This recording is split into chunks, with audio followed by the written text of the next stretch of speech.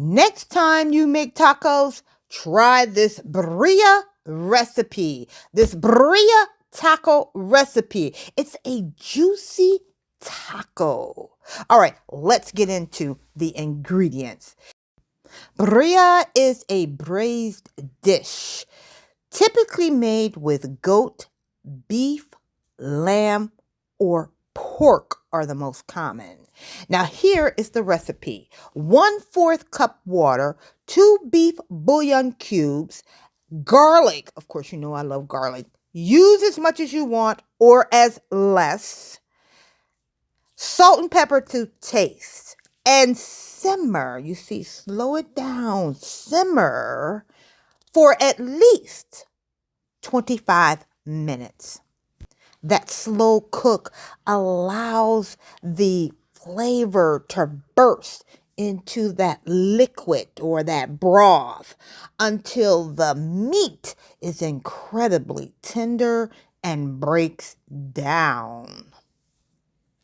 The braised liquid is usually infused with dried chili peppers and herbs, giving the dish a rich, unique, spicy flavor. Ooh-wee, baby.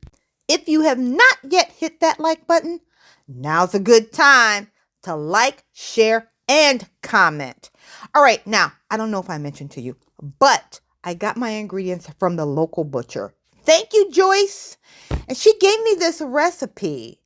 And then you see that NC? No charge. She added in the toppings that we are going to use to top our taco.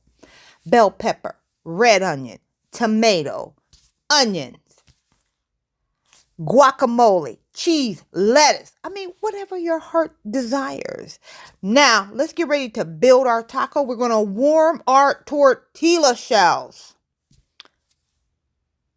Now, let me mention about this burrito stew, okay? Because the birria can be served on its own as a stew or as a filling for tacos.